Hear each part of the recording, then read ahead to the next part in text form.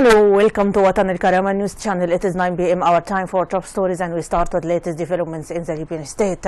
Parliament Speaker Aguila Saleh Guider arrived in the French capital, Paris, heading a high-level Libyan delegation to participate in the 38th session of the General Conference of the United Nations Educational, Scientific and Cultural Organization, UNESCO. Media advisor for Parliament Speaker said that the time of the conference comes at a particularly difficult time in France, soon after the terrorist incidents, adding that the participation of the House Speaker comes as a strong message of the Libyan support to the French government and people in its war on terrorism.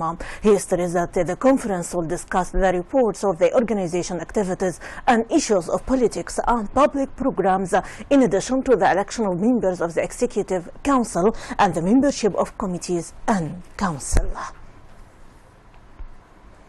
Prime Minister Abdullah Thani discussed with the Minister of Local Government Mohammed Farouk Al-Mahdi and the General Authority for the Management of Crises and Emergencies at the headquarters of the government in Al-Balidah the difficulties experienced by the southern cities. Media office of the Ministry of Local Government reported that the meeting was attended by delegates from each of the Ministry of Health, Education and Social Affairs and Ministry of the Interior representatives from all the cities in the south of Libya. The information office said that it was agreed during the meeting on the coordination between the relevant ministries and commissions on the crisis in the south regions to take urgent actions to provide part of the living needs, especially goods, fuel and medicines that could ease the crisis of the citizens. The interim government confirmed that it issued resolutions number 514 on the granting of permissions to Ministry of Finance and Planning to allocate an amount of transportations of deputies. This came in implementation of the decisions of Parliament. The government said in a statement that it represents the executive body of the country and it was assigned to do this task by the Parliament, which represents the legislative authority.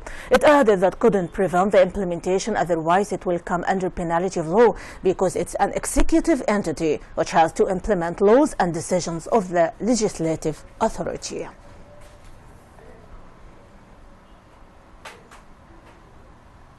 And under the slogan Benghazi is the present and future, a forum of replanning and reconstruction of Benghazi and affected areas was held at the Child Theatre in the city. The gathering tackled the most important problems in the city, in addition to the debate on the planning projects proposals in the city. It also addressed a host of issues such as restoring the strategic and financial reconstruction of the city and the role of the Central Bank of Libya. The gathering also discussed the general plan to solve the problem of displaced persons in the city and means of providing them with the necessary requirements, as well as discussing resettlement of state institutions like Parliament and the National Oil Corporation in the city.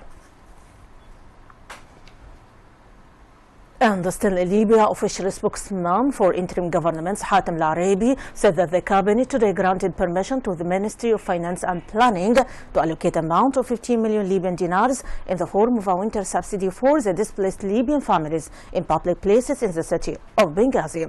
Al-Arabi said that the cabinet issued resolution number 522 for year 2015 on the granting of a winter subsidy for Libyan families in accordance with the applicable systems, laws and regulations. He added that the decision ensures that the amount referred to the Ministry of Labour and Social Affairs to pay 100 dinars per person for 3 months.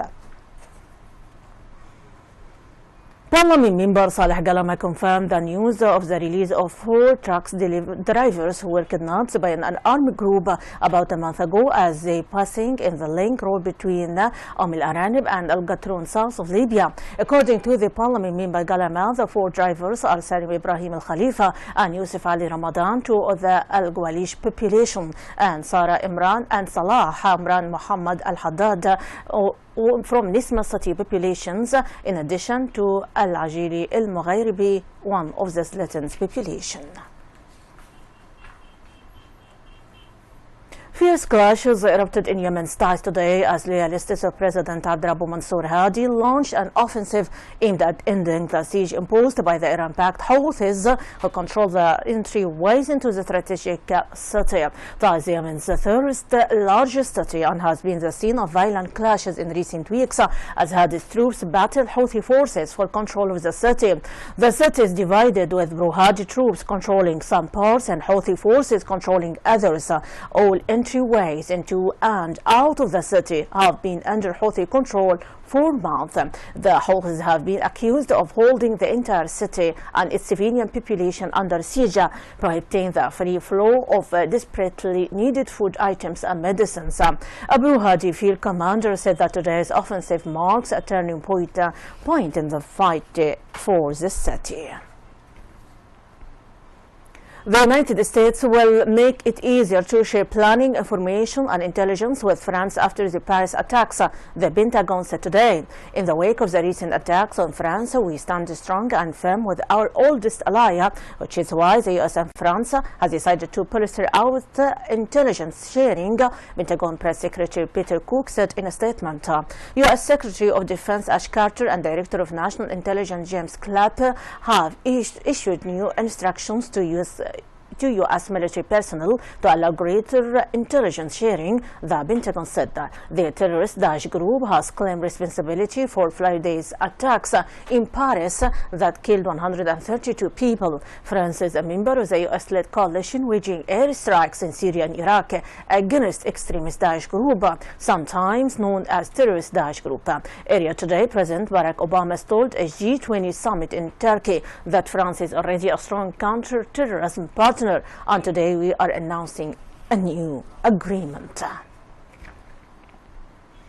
And still about attacks in Paris. Attacks in Paris claimed by terrorist Daesh group, which killed 132 people, were a strike against French values rather than its actions, Foreign Minister Laurent Fabius said on the sidelines of G20 summit in Turkey today.